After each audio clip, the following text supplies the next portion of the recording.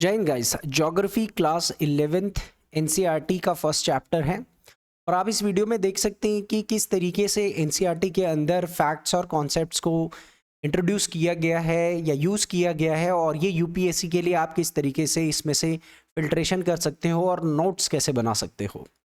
तो फर्स्ट जो ये यूनिट है, Indian location, space relation and India's place in the world. ठीक है, दो तीन चीज़ें यहाँ पर बोल रहा है। देखो यहाँ पर ये लोकेशन किसकी बताएगा, इंडिया की लोकेशन बताएगा, और उसके साथ साथ वर्ल्ड में उसकी जो पोजिशनिंग है ग्लोब पर, वो कहाँ पर एग्जिस्ट करता है, ये इसके अंदर बातें बताई है। इस टॉपिक को पढ़ने से पहले फिजिकल ज्योग्राफी में आपके दो टॉपिक्स क्लियर होने चाहिए, लॉन्गिट्यूड्स और latitudes.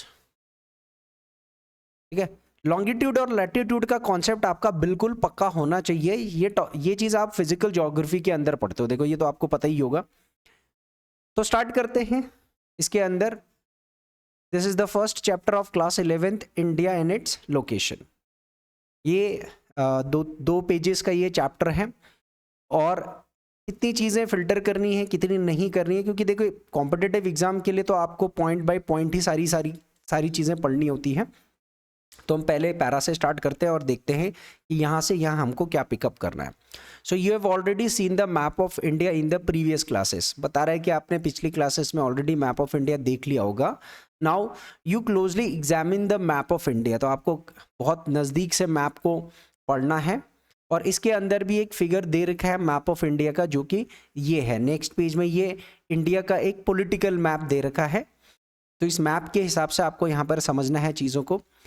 Mark the southernmost and northernmost latitudes and the easternmost and westernmost longitudes। अब आप ध्यान दो, यहाँ पर इंडिया के बारे में दो चीज़ें बता रहा है ये। एक इंडिया की जो नॉर्दर्न मोस्ट और सदर्न मोस्ट लैटिट्यूड है, और दूसरी जो चीज़ बता रहा है वो लॉन्गिट्यूड। तो जैसा कि मैंने स्टार्टिंग में बोला था कि इंडिया के बारे में इंपॉर्टेंट लैटिट्यूड और लॉन्गिट्यूड। आपको पता होगा कि लॉन्गिट्यूड और लैटिट्यूड को अगर मैं मिला करके यूज़ करूं तो वो ग्लोब पर किसी भी एरिया का एग्जैक्ट पोजीशनिंग बताता है। तो यानी कि यहाँ पर इंडिया के लैटिट्यूड और लॉन्गिट्यूड के बारे में आपको बताया जा रहा है, तो इसका मतलब ग्लोब पर इंडिया का क्या लोकेशन है वो बताया जा रहा है। तो ये तो आप ही से यहाँ पर पूछ लिया है कि लोकेट करो कि इंडिया का नॉर्दर्न मोस्ट और सदर्न मोस्ट या ईस्टर्न मोस्ट और वेस्टर्न मोस्ट पॉइंट क्या है। अब आप देखो यहाँ पर अगर हम मैप आउट करें तो जैसे ये हमारा इंडिया का नॉर्दर्न मोस्ट पॉइंट होगा, तो ये लैटिट्यूड से डिफाइन होगा। ठीक है, और इसी तरीके से इंडिया का जो सदर्न मोस्ट पॉइंट होगा, यहाँ पर जैसे इंडिया का सदर्न मोस्ट पॉइंट होगा तो वो भी लैटिट्यूड से डिफाइन होता है। तो नॉर्दर्न मोस्ट पॉइंट और सदर्न मोस्ट पॉइंट में लैटिट्यूड के बारे में। अब देखो लैटिट्यूड डिग्री में भी पूछ सकता है, ठीक है, और स्पेसिफिक एरिया भी पूछ सकता है कि वो कहाँ पर लोकेटेड है। तो डिग्री में भी पूछ सकता है, एरिया वाइज भी पूछ सकता है। इसी तरीके से नॉर्दर्न मोस्ट लैटिट्यूड भी डिग्री में भी पूछ सकता है, और एग्जैक्ट जो लोकेशन है, सॉरी एरिया की जगह मैं लोकेशन वर्ड यूज करूँ तो लोकेशन में भी पूछ सकता है। इसी तरीके से जो वर्टिकल लाइंस होती हैं ग्लोब पर उनको लॉन्गिट्यूड कहते हैं। तो इंडिया का जो वेस्टर्न बाउंड्री यहाँ पर पड़ेगा उसके लिए एक लॉन्गिट्यूड यूज होगा, और जो इंडिया का ईस्टर्न बाउंड्री है उसके लिए भी लॉन्गिट्यूड होगा। अब आपसे पूछ सकता है कि जैसे इंडिया का जो ये ईस्टर्न मोस्ट बाउंड्री है ये किस लॉन्गिट्यूड पे है, तो यहाँ भी वो डिग्री भी पूछ सकता है और एग्जैक्ट लोकेशन का नाम भी पूछ सकता है। अब पहले पैराग्राफ में तो नहीं दे रखा है, बस उसने बोला है कि आप ट्रेस आउट करो या एग्जामिन करो। तो यहाँ से आगे बढ़ते हैं। अब वो बोल रहा है कि the main land of India extends from Kashmir in the north and Kanyakumari in the south. अब यहाँ पर तीन इंपॉर्टेंट चीज़ें आप ध्यान दीजिएगा। सबसे पहला कीवर्ड यहाँ पर main land of India, India का मेन लैंड क्या होता है, और दूसरा extends from Kashmir in the north. ठीक है, तो एक जगह का नाम बता दिया कश्मीर, नॉर्थ में हम कश्मीर है और साउथ में कन्याकुमारी। तो हम नॉर्थ में कश्मीर से लेकर के साउथ में कन्याकुमारी तक फैले हैं, और Arunachal Pradesh in the east to Gujarat in the west. यहां से यहां रफली यहां पर बता दिया गया है, रफली बता दिया गया है कि इंडिया नॉर्थ में कश्मीर और साउथ में कन्याकुमारी, ये उसने बोल दिया है कि इंडिया नॉर्थ में कश्मीर से लेकर के कहाँ तक फैला हुआ है, साउथ में कन्याकुमारी तक। कन्याकुमारी यानी तमिलनाडु। देखो ऊपर तो उसने एग्जैक्ट कश्मीर लिख दिया, नीचे उसने कन्याकुमारी, तो स्टेट नहीं लिखा हुआ उसने। और इसी तरीके से उसने बोला है कि ईस्ट में हम अरुणाचल प्रदेश, ये वाला स्टेट कौन सा है, अरुणाचल प्रदेश से वेस्ट में गुजरात, तो वेस्ट, तो हमारा वेस्टर्न स्टेट हो गया गुजरात, ईस्टर्न स्टेट हो गया अरुणाचल प्रदेश। तो 4 हमारे ये लोकेशंस बता दिए उसने। नॉर्दर्न लोकेशन बता दिया, सदर्न लोकेशन बता दिया है, ईस्टर्न लोकेशन बता दिया है और वेस्टर्न लोकेशन बता दिया है।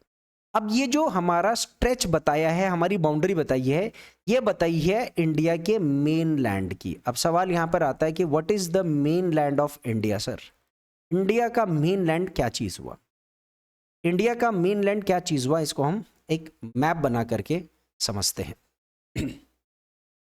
देखिए जब भी आप इंडिया का नक्शा बनाते हो या मैप बनाते हो तो आप इंडिया को एक ऐसा बनाते हो, एक एरिया तो आप इंडिया का ऐसा बनाते हो, ठीक है। तो ये जो मैंने मैप बनाया है ये इंडिया का मेन लैंड है, एक सिंगल लैंड। मेन लैंड का मतलब क्या होता है, मेन लैंड का मतलब हो गया सिंगल पीस ऑफ लैंड। ये आप अपने नोट्स में ऐसे लिखिएगा कि व्हाट इज मेन लैंड। अब जब हम इंडिया के मेन लैंड की बात करते हैं तो यहाँ पर ये बाउंड्री हम अपनी कैलकुलेट करते हैं, ठीक है। ये जो बाउंड्री जा रहा है हमारा, ये हमारा हो गया पूरा का पूरा, ये जो यहाँ से इधर तक जा रहा है, ये हो गया मेन लैंड। लेकिन आपको पता है कि इंडिया कुछ आइलैंड ग्रुप्स में भी मौजूद है। इधर अरेबियन सी में लक्षद्वीप और इधर बे ऑफ बंगाल में अंडमान एंड निकोबार आइलैंड्स, ठीक है। अंडमान एंड निकोबार आइलैंड्स ये भी है, ये भी तो इंडिया है ना।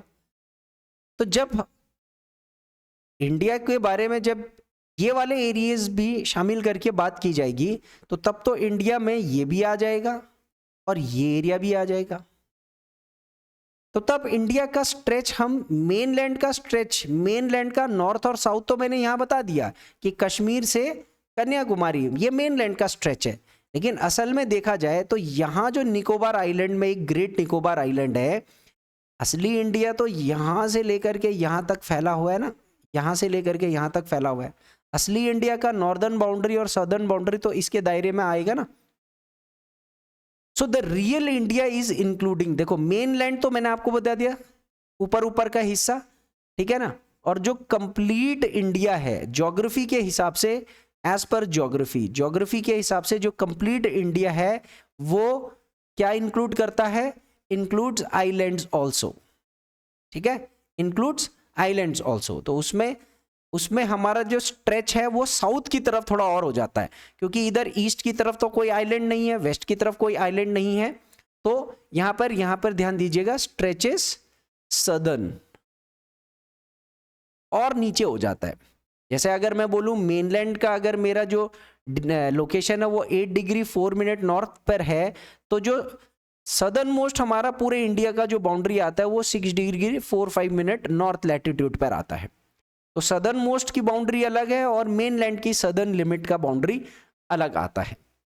तो ये चीजें आपको बताने की कोशिश की जा रही है। अब देखो यहाँ पर इतना डिटेल में तो नहीं दे रखा है ना, ये तो मैं आपको एक्सप्लेन करा रहा हूँ कंक्लूसिव तरीके से, क्योंकि एनसीईआरटी जब हम पढ़ते हैं तो 2 तरीके से पढ़ते हैं। देखिए एनसीईआरटी के पढ़ने को लेकर के प्रॉब्लम क्या है कि सर जो एनसीईआरटी है, एनसीईआरटी का नॉलेज कंक्लूसिव नॉलेज नहीं होता है, ठीक है। सबसे बड़ा इट्स नॉट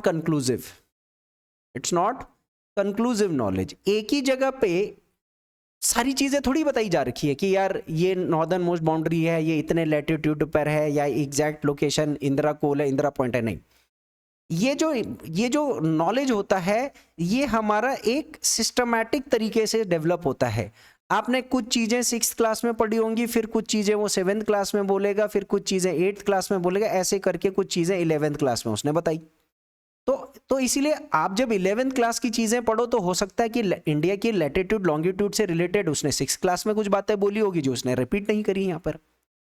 तो कई बार जो पहली बार एनसीईआरटी बच्चे पढ़ते हैं ना तो वो बुक को बहुत अच्छे से नहीं समझ पाते हैं। कंक्लूसिव चीज़ें हम जैसे कोर्स बनाते हैं, जैसे मेरा एक ज्योग्राफी का कोर्स है मेरे ऐप पे, तो उसके अंदर मैंने एक ही जगह पर इंडिया की बाउंड्री से रिलेटेड सारी नॉलेज एक ही जगह पर डाल दी है। सारा एनसीईआरटी 6 से लेकर के 12 क्लास तक जो कुछ भी लैटिट्यूड लॉन्गिट्यूड से रिलेटेड फिजिकल ज्योग्राफी के कॉन्सेप्ट है, इंडियन ज्योग्राफी के कॉन्सेप्ट है, वो सब एक जगह इकट्ठा करके एक्सप्लेन कर दिया है। तो वो कंक्लूसिव कोर्सेज में आपको मिलते हैं, लेकिन एनसीईआरटी में आपको ऐसा नहीं मिलेगा। इसलिए एनसीईआरटी से चीज़ों को फिल्टर करना एक बहुत ही डिफिकल्ट टास्क होता है। वर्ड बाय वर्ड चीज़ों को समझना बहुत ही डिफिकल्ट टास्क होता है। तो एनसीईआरटी का नॉलेज, इसमें जो फिल्ट्रेशन है वो थोड़ा सा डिफिकल्ट होता है। तो जैसे आपको मैं समझा रहा हूँ, अगर आप ऐसा या अपने तरीके से भी आप फिल्टर कर सकते हैं एनसीईआरटी को। देन एनसीईआरटी से सर नोट्स मेकिंग एक चुनौती होती है, कैसे बनाएं? तो नोट्स मेकिंग आप कैसे बनाएं भाई? आप या तो ऐसे हो सकता है कि बुक के अंदर ही आप मार्क कर लो। कई बच्चे क्या करते हैं कि जैसे ये बुक है, अब जैसे मैंने यहाँ बुक में ही मार्क कर दिया, लेकिन बुक के अंदर आप ऐसे गोले गोले तो बना दोगे, है ना? गोले गोले आप कितने बना दोगे?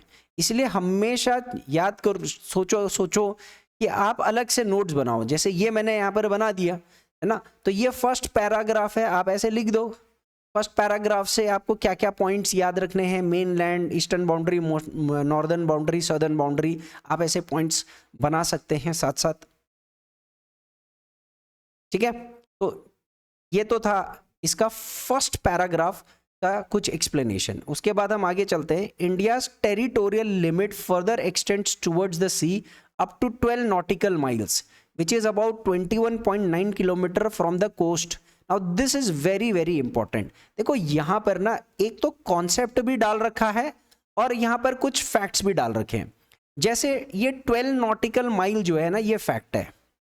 12 नॉटिकल माइल कितना किलोमीटर होता है? 21.9, ये फैक्ट है। लेकिन इंडिया का टेरिटोरियल लिमिट फर्दर एक्सटेंड होता है, ये एक कॉन्सेप्ट है। अब यहां पर तो ऐसा कुछ दिखा नहीं रखा है कि यार ये टेरिटोरियल लिमिट क्या होता है। देखो इस मैप में कहीं पर दिखा रखा है? इस मैप में कहीं नहीं दिखा रखा है। लेकिन जैसे मैं आपको बताऊं तो इसका कहने का मतलब क्या बन रहा है? इसका कहने का मतलब बन रहा है कि जो इंडिया का नक्शा, आप जो ये मेनलैंड का ये जो नक्शा बना रहे हो ना, वास्तव में इंडिया सिर्फ यहीं तक सीमित नहीं है। ये अगर कोस्ट है तो कोस्ट से 12 नॉटिकल माइल आप ओशन के अंदर चले जाओ, which is equivalent to 21.9 kilometre. तो समझ लो आप मुंबई के कोस्ट में हो और कोस्ट से समुद्र के अंदर अरेबियन सी में आगे जा रहे हो, तो आपको आगे 21 किलोमीटर तक भी इंडिया का ही एरिया होगा। यहाँ सारे राइट्स हमारे हैं यहाँ। और इसी तरीके से बे ऑफ बंगाल में भी इस तरफ आप 21.9 kilometre which is equal to 12 nautical mile, ये भी इंडिया का ही पानी का हिस्सा कहलाया जाएगा। तो फंक्शनल बाउंड्री तो हमारी इतनी आगे तक है। तो अब आप देखो कि इंडिया का एक तो हमारा लैंड वाला जो एरिया है वो होता है, और एक हमारे पास किसी भी कंट्री जो जिसके आसपास वाटर बॉडी भी होगी उसके पास एक वाटर वाला एरिया भी होगा। समझ रहे मेरी बात? हमारे पास एक वाटर वाला एरिया भी होगा। लैंड वाले एरिया को तो हम किलोमीटर में ही बता देते हैं, लेकिन वाटर वाले एरिया का जो यूनिट है वो नॉटिकल माइल है मेजर करने का। तो ये बात आपको याद रखनी है जो यहां पर बताई जा रही है। इस तरीके से आप इसको समझिए। अब यहां तो देखो सब कुछ अंदर तो बता नहीं रखा ना, तो ये फैक्ट आपको बिल्कुल बहुत अच्छे से याद करने हैं। और अब यहां पर आप देखो एक बॉक्स के अंदर वो बोल भी रहा है कि यहां पर मैं आपको यूनिट, डिस्टेंस के यूनिट के कुछ नई बातें बता रहा हूं। तो वो कह रहा है देखो, एक तो होता है स्टैच्यूट माइल, दूसरा होता है नॉटिकल माइल, और फिर बोल रहा है कि एक स्टैच्यूट माइल कितना किलोमीटर होता है? 1.6 किलोमीटर। वैसे तो एग्जैक्ट 1.584 किलोमीटर होता है, बट अप्रॉक्स आप याद रखिएगा 1.6 किलोमीटर। और एक नॉटिकल माइल कितना किलोमीटर होता है? 1.8 किलोमीटर। एग्जैक्ट देखें तो 1.852 किलोमीटर। तो आपको एग्जैक्ट तो वैसे करने की ज़रूरत नहीं है, क्योंकि यूपीएससी के लिए पढ़ रहे हो तो इतना ज़्यादा भी बाल की खाल कोई लेगा नहीं। पर हाँ, यहाँ पर आप देखिए यहाँ दो टर्मिनोलॉजी यूज़ हो रही है, एक स्टैच्यूट माइल और दूसरा नॉटिकल माइल। अब ये इसने बता तो दिया कि इंचेस में स्टैच्यूट माइल 63,360 इंचेस होता है और नॉटिकल माइल 72,960 होता है, किलोमीटर में इतना होता है। लेकिन यहाँ से आपको कुछ कॉन्सेप्ट बिल्ड करने हैं। अब क्या कॉन्सेप्ट बिल्ड करने हैं ये मैं आपको यहाँ पर इस बोर्ड पे समझाता हूँ। देखिए यहाँ पर यूनिट ऑफ डिस्टेंस में आपने जनरली आपने मिलीमीटर पढ़ा है, उससे बड़ा होता है सेंटीमीटर, उससे बड़ा होता है मीटर, उससे बड़ा होता है किलोमीटर, ठीक है। अब इसके आगे यहाँ पर एक आपने माइल सुना होगा, मील। इस मील को स्टैच्यूट माइल भी बोलते हैं। जो पीछे लिखा हुआ है ना वो है स्टैच्यूट माइल। अब आप यहाँ पर देखो, ये जो लिखा हुआ है ना, ये जो स्टैच्यूट माइल, ये एक्चुअल में माइल्स ही है, माइल्स। ये किलोमीटर से बड़ा होता है, ठीक है। और स्टैच्यूट माइल से भी बड़ा होता है नॉटिकल माइल। क्या बड़ा होता है? Nautical mile. ये इससे भी बड़ा होता है। तो एक तो यहां से असेंडिंग डिसेंडिंग पूछ लेगा यूनिट, तो आपको मैंने यहां पर लिख ही दिया कौन सा बड़ा होता है कौन सा छोटा होता है। अब यहां पर इन तीनों पर फोकस करते हैं। क्वेश्चन आपसे क्या पूछेगा, ये तीनों में क्या रिलेशनशिप है। अब आप देखिए, सबसे बड़ा नॉटिकल माइल होता है क्योंकि एक नॉटिकल माइल में 1.8 किलोमीटर होते हैं, यानी लगभग 2 किलोमीटर के आसपास का एक नॉटिकल माइल होता है। और एक जो माइल होता है वो 1.6 किलोमीटर का होता है, ठीक है। तो ये छोटा है, 1.5 किलोमीटर का माइल है और 2 किलोमीटर का नॉटिकल माइल, मोटा मोटा में हिसाब अगर आपको बताऊं तो यहां से तो निकल करके आ गया ना कि जो नॉटिकल माइल है that is greater than mile. या कभी कभी क्वेश्चन घुमाएगा nautical mile is greater than statute mile, तो कई बार बच्चा समझ में नहीं आता कि यार ये एस क्यों यूज किया है। तो एस का मतलब हो गया statute mile. Statute mile, mile का टेक्निकल नाम है स्टैच्यूट माइल। आ रही बात समझ में? तो नॉटिकल माइल बड़ा है, स्टैच्यूट माइल उससे छोटा है, और फिर आता है किलोमीटर। तो यहां पर जो 12 नॉटिकल माइल यूज किया गया है, तो वो जो कोस्ट से दूर आपकी जो ये समुद्र की बाउंड्री होती है ना, समझ रहे मेरी बात, जो कोस्ट से ये जो दूर, ये जो सी बाउंड्री है, तो ये जो सी बाउंड्री है इसका जो मेजरमेंट है वो ध्यान दीजिएगा, sea boundary is measured in nautical mile. ये आप ध्यान दीजिएगा, this is very very important. Sea boundary is measured in nautical mile. इतनी बातें आपको यहां पर समझाई जा रही है सर, इतने से छोटे छोटे से 2 पैराग्राफ के अंदर। अब देखिए कितने पैराग्राफ पढ़े हमने, बताओ कितने पैराग्राफ पढ़े? 2 ही तो पैराग्राफ पढ़े, इससे ज़्यादा तो पैराग्राफ नहीं पढ़े ना। ये देख लीजिए, इतना ही पढ़ा सर हम लोगों ने, और इसके अंदर कितनी एक्सप्लेनेशन बनती है। देखो, एक पैराग्राफ ये पढ़ा, दूसरा पैराग्राफ ये पढ़ा, और एक ये बॉक्स पढ़ा।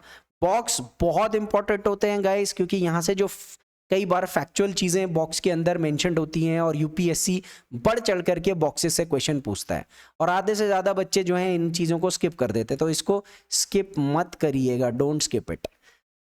और इसी तरीके से आप पूरी की पूरी एनसीईआरटी को आप पढ़ सकते हो नेक्स्ट वीडियो के अंदर में, और आगे के कुछ इंपॉर्टेंट चीज़ें डिस्कस करूँगा एनसीईआरटी में से। चैनल सब्सक्राइब ज़रूर करना, लाइक ज़रूर करना, शेयर ज़्यादा करना। जितना शेयर करोगे उतना ज़्यादा कंटेंट एनसीईआरटी से मैं भी शेयर करूँगा आपके साथ। Thank you.